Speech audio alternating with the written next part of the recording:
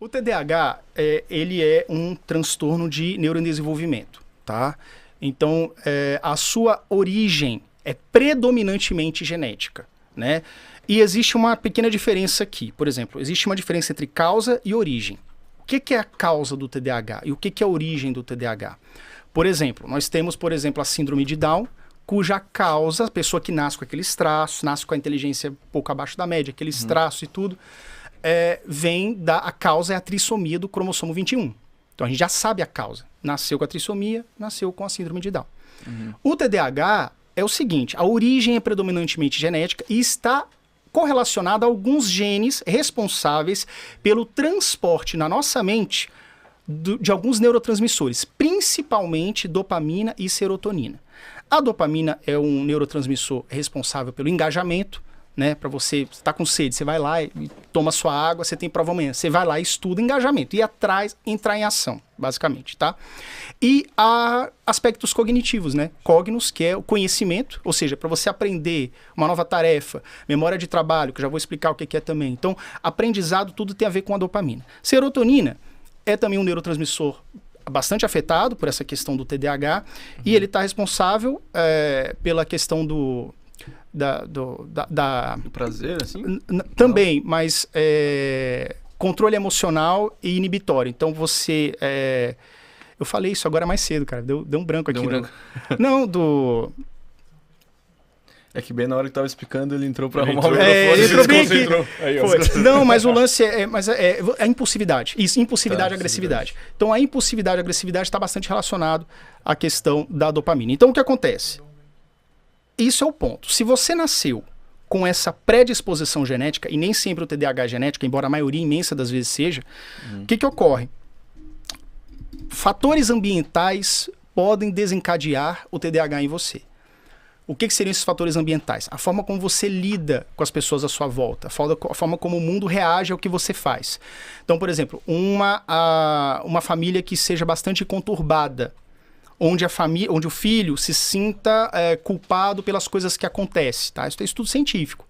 Então, assim, o ambiente, ele vai favorecer o surgimento dos sintomas do TDAH e o agravamento. Como também, se você tiver um ambiente propício, uma criança que nasceu com a genética ali própria para que ela desenvolva o TDAH, né? Para que ela tenha o TDAH, mas que o ambiente facilite o processo dela. Desde pequenininha, ela nunca sofreu uma repreensão porque está conversando demais. Ou porque desde o começo já teve uma intervenção correta. Ou não toma chinelada, como muitos TDAH fazem, do tipo, não fez dever, não copiou tarefa, toma chinelada, toma castigo de uma semana, um mês sem videogame, sei lá, que vai traumatizando a pessoa. Então, esses aspectos que fazem com que a pessoa se sinta muito culpada, se sinta causa da discórdia dos seus pais, por exemplo, são fatores que desencadeiam o TDAH. Principalmente se você já tiver essa predisposição genética, tá? Outros fatores também, por exemplo, se você tiver predisposição genética e tiver o parto prematuro, tá?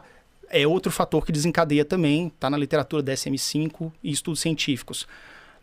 A mãe, na maternidade ali, durante a gravidez, consumo de álcool, consumo de cigarro, outras drogas também podem desencadear o TDAH, né?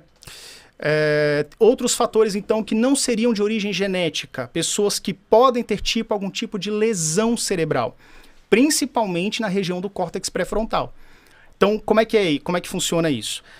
Eu conheci uma pessoa, fiz uma palestra em 2020, no comecinho ali, início de março, foi antes da pandemia estourar. E aí, nessa palestra, eu encontrei um rapaz que ele teve TDAH aos 23 anos. E aí eu sentei do lado dele no final da palestra, ele mostrou a radiografia, ele falou assim, olha, eu tinha um pequeno nódulo do tamanho de uma ervilha na região aqui frontal, né?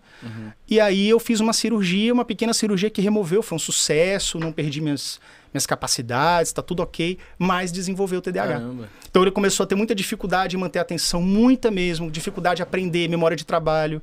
Memória de trabalho é aquela situação onde você relaciona algo que você já sabe com algo que você está vendo agora. Né? Concluindo, já que eu já estou falando questões científicas, nós temos aqui o lobo cerebral, né? A parte frontal, que seria a parte anterior, e a parte posterior, que seria a parte de trás, grossamente falando. Então, nessa parte aqui, tá todos os conhecimentos que você já tem, que você já passou, que você já adquiriu ao longo da vida. E aqui, essa parte do córtex pré-frontal, fica com relação à sua observação, seu aprendizado de agora. Por exemplo, eu cheguei aqui, eu fiz várias perguntas. Pô, que legal essa luz, tá curtindo e tal, não sei o que. Eu tô assimilando o ambiente, já sei que o banheiro é aqui, já tô entendendo como é que funciona. Tudo isso eu tô aprendendo. Agora, e um exemplo que eu gosto de dar é quando você dirige um carro automático pela primeira vez. Geralmente você tira a carta com carro manual, aí a primeira vez você entra no automático, você fica sem saber. Pô, beleza, cadê a embreagem? Você já sabe dirigir. Você já sabe virar para a direita, esquerda, estacionar, mas cadê a embreagem? Que marcha doida é essa? Cadê? O que é D? O que é R? O que é? Entendeu? Você fica perdido. Quando você está associando um conhecimento que você já tem com um novo conhecimento que você está vendo agora, você está literalmente lidando com a sua memória de trabalho ou memória operacional. Então, formar essas novas conexões para a mente que tem o TDAH é um pouco mais complicado. Principalmente, não é correto falar desde que, porque desde que é como se anulasse. Por exemplo, se você tiver com uma coisa que é aprendendo uma coisa divertida e interessante, você não tem nenhum problema, o seu TDAH desaparece. Isso não é verdade. Então você tem TDAH até quando você está diante de coisas que você tem interesse, só que reduz muito, drasticamente. Então quando você não tem muito interesse naquilo, não é algo que realmente te motiva, vai ser penoso aprender aquela chatice nova, vamos dizer assim, até você pegar. É por isso que o estudante que tem que estudar um conteúdo que nada a ver, que droga, leitura chata aqui, ele vai ter que ler várias vezes o mesmo parágrafo, ele vai se perder, ele vai viajar nas ideias, porque isso é realmente algo crônico. Não tem como você fugir disso. Você realmente sente aquilo, a fuga ali da concentração, do foco atencional é muito grande e você vai sofrer as dificuldades, as penalidades disso daí. Penalidades sociais. Foi tipo assim, pô, você ficou lá na biblioteca, estudou pra caramba e não fez o trabalho, não fez a sua parte do trabalho, né? Penalidades da sua vida acadêmica, do trabalho também, se você já estiver trabalhando. Pô, você não entregou o relatório, entregar o relatório é mó chato, tem que analisar um monte de coisa.